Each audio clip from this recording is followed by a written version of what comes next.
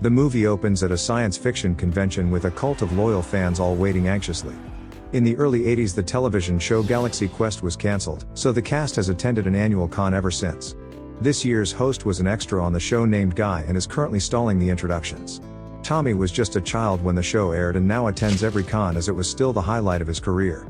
The once famous Alexander despises having to attend these just for his much needed paycheck, while the show's communications officer Gwen's entire job on it was to repeat whatever the computer said, while making sure her top unzips by the episode's end. For a touch of cultural appropriation, a guy named Fred played the Asian tech Sergeant Chen and was required to squint for the camera. Arriving an hour late is the show's commander Jason, who can afford to be as he's the only one who went on to have a successful career after the cancellation. Just then Alexander completely breaks down and attempts to make a dash for the door when Guy gets the go-ahead to start the intros. The characters Commander Taggart and Dr. Lazarus are shown to be the best of friends on the series, but real life's much different. With everyone receiving a warm welcome and Alex being convinced by Jason that the show must go on, the commander exits last to a thunderous roar from the crowd, which is the reason for him still attending these. He loves the attention and thinks Gwen's smiling at him, but she's really just laughing at a joke behind his back. He attempts to rekindle an old romance, but Gwen's not interested and walks away, claiming that his attitude was cute before she knew him. A cult-like group of upright attendees led by Mathesar approach Jason with an urgent request, but he just assumes they're the group that's paying him for an appearance tomorrow and tells them to send a limo to his house, a mansion overlooking Los Angeles, while the others are shown to live quite humbly. While Jason's in the men's room, he overhears two people mocking his inability to see that his co-stars dislike him. With this realization, he miserably goes back to giving autographs when superfan Brandon catches him at the wrong time. Jason yells at him that the ship's not real and goes home to hit the bottle, when he's woken up in the morning by Mathesar having procured the limousine he requested. Still assuming they're here about acting, he invites them in to help look for his shoe, but they awkwardly search the ceiling. In the limo, Jason meets the group's acquisitions officer Long, who he's too hungover to notice offers him any weapon of his choice. He attempts to make a play at Laliari, but she can't reply as her translator's broken.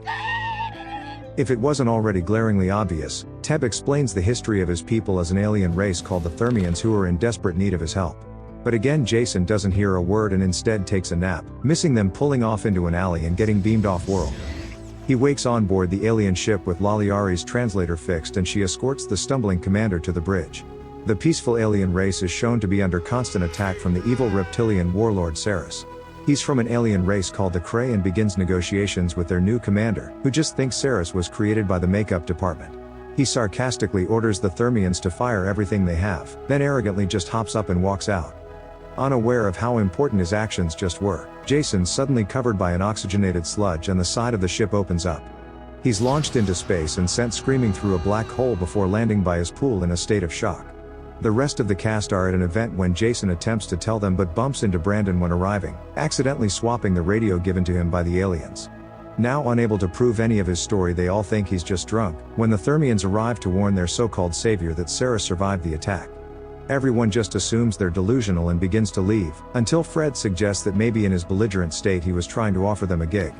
They chase him down but find Laliari waiting and tell her they'd like to join, along with an overly excited guy who just followed them in. The hologram disappears and the crew are all shot into outer space and on board a starport in the same terrifying experience. 3 Thermians approach them on their arrival, making strange noises and waving around threatening-looking objects, but soon change into their human forms and apologize for their appearance, having just been doing basic checks. Fred drops in late and seems to be the only one unaffected by the trip, as he's clearly enjoying the adventure.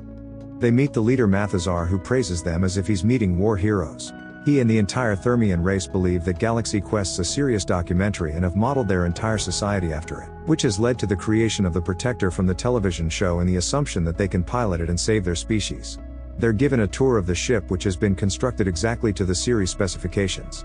Obviously the others think this is a bad idea and try to talk him off the ship, but he convinces them to stay with the promise of adventure. They take their place on the bridge and Tommy, just like in the show, is required to fly it by himself. On departure, the Thermians come out in droves to watch the historic event, as the first-time flyer nearly kills them all while trying to keep up the lie. They luckily make it into space and are given meals associated with their home planet, meaning all great food except for Alexander, who's constantly getting the short end of the stick, with a meal intended for his made-up alien race from the show. The Thermians explain that Sarris requires of them the Omega-13, a device that was revealed on the final cliffhanger of the show but was never activated before its cancellation. So for accuracy, the aliens built themselves a real one even though they have no idea what it does and even suspect it could destroy the universe. When asking what happened to the Protector's last captain, Mathesar mournfully puts on a recording of Sarris torturing him for information. This sends the sane actors running for the hills, with Guy especially worried, suspecting he's a redshirt. They're instead taken to the bridge where Sarris is waiting to speak once again with Jason. It turns out the Kree flagship's a lot stronger than the Protector in every way, and fires what Guy calls a red thingy at the green thingy. Suddenly missiles hit them as Sarris opens fire on the crew and chases them through lightspeed. Eventually the Protector's engines fail, so the crew enter a magnetic minefield remnant of an old galactic war, and begin hitting every single one of them. Sarris abandons chase as the Protector barely makes it through itself and with a damaged power core. Mathesar apologizes to the crew for the failure as he's seen them succeed many times before and assumes he's at fault. They begin to explain how the historical documents are all fake, but the Thermians have no concept of lying and can't wrap their head around someone saying something and doing another.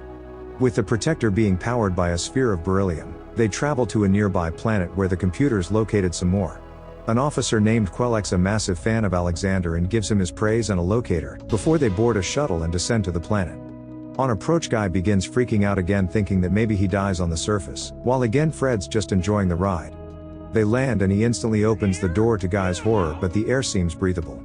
The locator leads them to an abandoned mine that contains the beryllium spheres, and a local alien species that look like miners. Just like Guy speculated, the cute little aliens turn wicked and rip apart one of their own to consume. The crew wait until the coast is clear and then move in to claim one of the spheres for themselves, but while rolling it back to the shuttle they're suddenly surrounded by the locals. They race back as hundreds of aliens begin gaining on them and just manage to capture Jason as the rest of the crew escape. They bludgeon the commander, who looks like a child to them, and he wakes up with an alien pig drooling over top of him. The locals cheer a foreign word while Fred gets on the controls and attempts to beam Jason back by first testing it on the pig. After that fails and the creature explodes, the aliens keep shouting the same word, which they now translate to rock. Suddenly a giant rock monster emerges and begins chasing Jason around the planet while the crew encourage Fred to give it another try. He's too afraid until getting a glimpse of Lily enter and all of a sudden feeling the need to perform. Just before the rock monster crushes Jason to death, he's teleported back to the ship and the team celebrate, but Sarris enters, having hijacked the Protector, and drags them to the medical bay where he's torturing Mathesar. Sarris doesn't believe that they'd create the Omega-13 without knowing what it does, and suspects that it's a source of power that he can use for destruction. Finally, the actors show the historical documents to the Kree warlord, who immediately understands and laughs at the termites' ignorance. He forces Jason to explain to Mathesar as you would a child, and he slowly begins to realize that the actors are professional liars. Sarris orders his guards to eject the Galaxy Quest cast into space, so when they reach the loading bay, Jason comes up with the idea to begin arguing with Alexander, who catches on to what he's doing. When the guards get close, they knock them into the decompression chamber before Fred seals it and launches them into space. With the intention of blowing up the Protector, Sarris leaves Mathesar strapped to the table and opens an airlock into the barracks before leaving. The team split up, with Jason and Gwen going to the ship's reactor to try prevent the explosion manually, while the rest attempt to restore oxygen to the barracks from the control room, and Tommy watches old tapes of himself in an attempt to fly better. Dr. Lazarus is a master of stealth on the show, so Alexander finds his biggest fan used his character's techniques to evade capture. They locate the barracks and work together to rescue the thermites from suffocating by letting oxygen inside. Coming across a large group of enemies, Guy volunteers to sacrifice himself so they may reach the controls and deactivate the self-destruct, but Fred comes up with a plan. He teleports in the rock monster and it chases the Kree through the halls and right out the side of the ship. Now inside, they restore oxygen to the barracks, allowing Teb and his fellow Thermians to cheer for Jason once again despite their savior being Alexander. Suddenly Quellek's shot in the back and bleeds out in Alexander's arms, telling his hero what an honor it was to fight alongside him. In a flash of anger, Alex runs at the reloading Kree, as we cut to Jason and Gwen realizing they have no clue how to turn off the reactor or even how to locate it. They decide to contact Brandon through Jason's old receiver, as if anyone knows how to solve this, it's him. Surely enough, within minutes he has a team of nerds on the case, and they bring up old footage and blueprints from behind the scenes to direct them where to go. When passing through the Omega-13 room, they ask Brandon what it does, which he gives the common cult theory, that it allows you to go back in time by 13 seconds. They reach the button to shut off the reactor when a camera change instantly unzips the leading lady. Unfortunately, Brandon isn't able to give an answer as to why it doesn't work, as his mother's made him take out the trash. Expecting to die, Jason and Gwen embrace as the countdown hits 1 and freezes, as that's what would always happen on the show. Sarris is made aware of the revolt as the Thermians begin to overwhelm the remaining Kree. Now with momentum behind them, the crew make their way back to the bridge and take their places on the Protector. At the captain's orders, Tommy takes them back into the minefield where he's now able to avoid every one of them. This time though, Sarris follows them, and when exiting the other side he's met by the Protector head on. Unknown to him, they're dragging along dozens of the magnetic mines which they direct straight into the mouth of the aliens' flagship. As the ship explodes, they all begin to celebrate their victory and are joined by a recovered Mathesar on deck. The Thermians disappointed to see them leave and fears for his people without a good leader, but Jason assures them that they already have one. After going through a black hole and almost reaching Earth, Fred enters and shoots Jason, revealing himself to be Sarris, having teleported off the ship before it exploded.